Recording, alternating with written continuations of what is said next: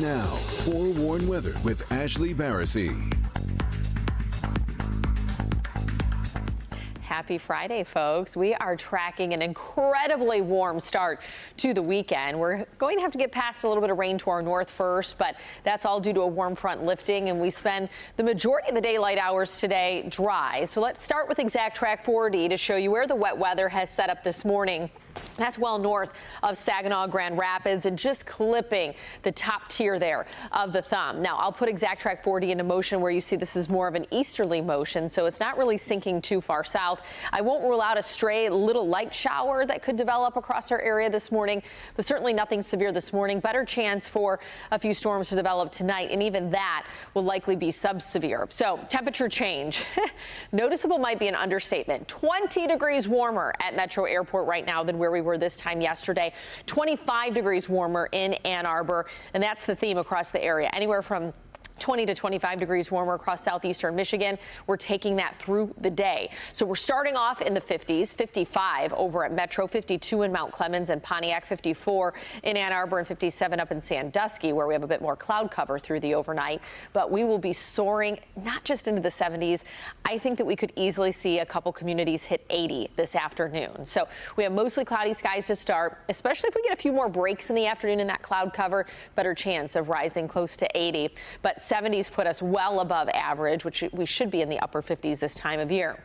It'll be warm. We have a couple shots at seeing some wet weather, and it's also going to be windy. So all the W's on the board today, but we'll see those wind gusts peaking around 30 to 35 miles per hour throughout the day. It's a southerly flow, so we're not really talking about wind chill factors, but you'll notice the wind if you're outside for any kind of sporting event. Speaking of, if you're heading to the Tigers game this evening, 6:40 first pitch against the Royals, and you can plan for partly to mostly cloudy skies. I think that we get the game in before any rain or storms develop across the area with the trailing cold front.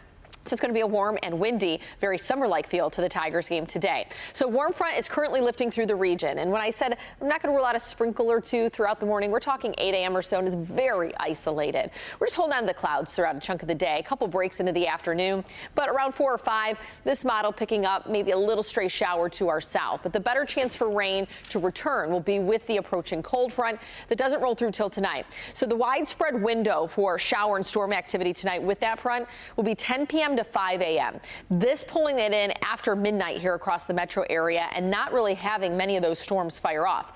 I won't rule it out that we could see maybe 1 or 2 strong storms develop with that line, but I don't anticipate that to be a widespread event. Now, this pulls in the morning rain tomorrow a little bit later, midday. I don't know if it'll be quite that late into the lunch hour. I think it will be with that trailing front. You could have a lingering morning shower, and then we dry things out. So marginal risk for severe weather as we head into tonight. That's been downgraded from where we were yesterday, which was a level 2 slight risk. But if we were to see something develop, wind and hail would be the primary threats. And so one more look at that front passing through where we dry things out throughout the day Saturday. As far as Sunday, warm front's going to be to our south and it lifts, and so by the afternoon you might see a little shower, but a better chance for rain as we head into Monday of next week, and we will have some warmer temperatures building in. Close to 70 Monday with that warm front and rain. We're still in the 60s on Earth Day, looking to be dry, and then either side of 70 through the middle of next week. How about that, Darnell? Forecast. And it's a warm one as we are rounding out the week. So temperatures right now in the 50s, and we've even risen to 60 degrees over at City Airport, 61 in Sandusky. Warm front continues to lift, and so we have a nice wedge here of warmer air before that cold front arrives later tonight, bringing some storm potential. 79 the forecasted high. We'll have a couple breaks in the clouds this afternoon. Better chance for rain and a couple of bedded storms. Marginal risk of them being severe heading into tonight after 10 o'clock. Thanks, Ash. Good Friday. Back here at 7:30, everybody. It's been 1 week since President Donald Trump announced what could be a saving grace for Selfridge Air National Guard Base, saying a fighter mission will likely be assigned here, which could save the base from some looming cuts. And we hope that he follows through. There has been progress since last week. Has there been any, is the question. Nick Monticelli is out at Selfridge with next steps.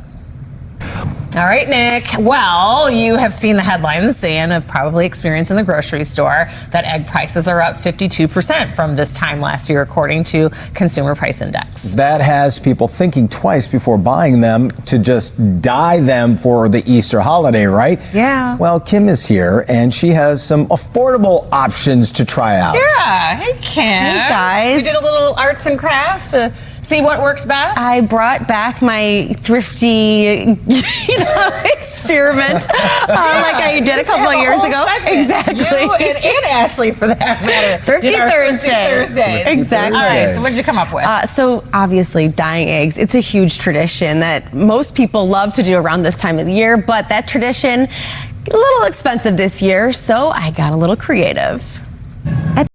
So true. And it kind of happened upon the chalk eggs. Exactly. So basically I was doing my research on this project, looking at TikTok, and on TikTok it said Walmart had fake eggs for like $1.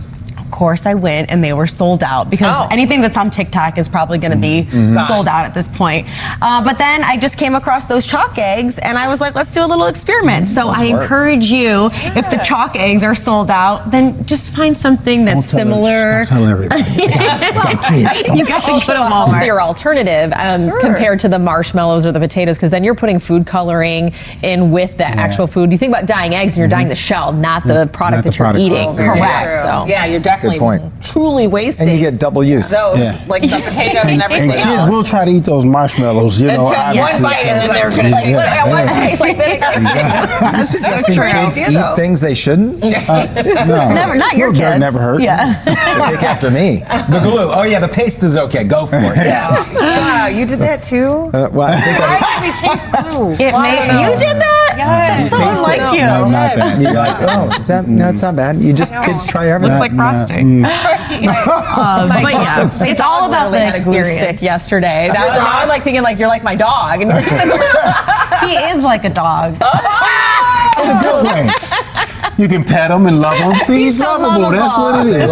I'm loyal. Because I'm loyal. All right, the question is, once we dye those eggs with the chalk and do our chalk drawings out on Will it the be sidewalk, washed away? Will it wash away? Good question. Yeah, that is a good Today question. Yeah, because there will be some rain that rolls through as we head into tonight. Tracking some showers north of here this morning. You see that clipping the thumb region and going about as far south as Saginaw. So it's a ways away from us, and it has that easterly motion. It's not sinking down to the south, and so we have a drier start, cloudy start, but mild conditions out there. A 24-hour temperature change closer to 30 degrees above where we were just before 8 a.m. yesterday morning, and we will take those above average temperatures through the day, at the very least 20 degrees above average this afternoon. So temperatures are starting off mid to upper 50s. We even have a couple low 60s on the board, and this is where we should be topping out for afternoon highs at this point in April. But we're going to just continue to go upward from here. So 79 the forecasted high, which means we get towards 70 degrees right around the lunch hour, and then we flirt with 80 this afternoon. Now the bulk of the daylight hours are dry. We could even have a little mix of sunshine later into the afternoon before the cold front slowly works its way in later on this evening. And so with that slow progression, we're going to see that through the overnight. And there's just not as much instability overnight in the atmosphere as there is during the peak heat of the day. Wind gust forecast, though, what will be noticeable, not just those temperatures, but the winds. And so if you're going to be doing any kind of outdoor activities, whether they're holiday related today, or maybe you have some spring sports with the kids, just know that it'll be breezy with the southerly winds around 30 miles per hour. So an hour by hour look at what we're tracking. Eventually these temperatures stop, but look, this model even picking up Metro Airport at 83 this afternoon. So that's why I said I'm not ruling out some 80s on the board, but we have a couple little light rain chances by 5 o'clock. I don't think most of us see that. It'll be that cold front that sweeps through tonight, and it will create a line of showers that could produce a cell or two of a few embedded thunderstorms that reach severe limits, but it's more unlikely that we will get to that point. So I think it's more inconvenient rain than anything, and some showers could linger early tomorrow before we push that out by midday and spend the rest of the day dry. So let's talk Tigers, because they're back in action at home.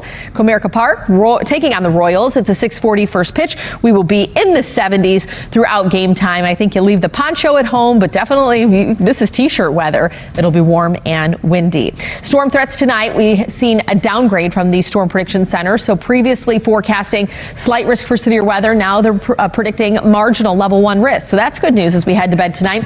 10 p.m. to 5 a.m. the overall window of that front pushing through and the storm potential But if we were to see something reach severe limits, probably damaging wind and hail, the primary threat. So here's that front giving you a more broad view. Low pressure to our north sweeps through. We're drying things out Saturday afternoon. Bulk of the rain for Easter Sunday morning, well south of the state line. But as that warm front lifts, we'll start to see some rain preceding it by Sunday afternoon. And then we will have a better chance of widespread rain come Monday morning. And then we're pushing that out of here. Another warm front will be behind it. So even though we take a little dip Sunday, warmer conditions continue to build in as we're rounding out the month. Above average conditions from this Climate Prediction Center all the way through the first couple days of May. So we're in the 50s Sunday, coolest day of the next 7, close to 70 Monday, and either side of 70 into early next week with dry conditions on Earth Day for any outdoor volunteering.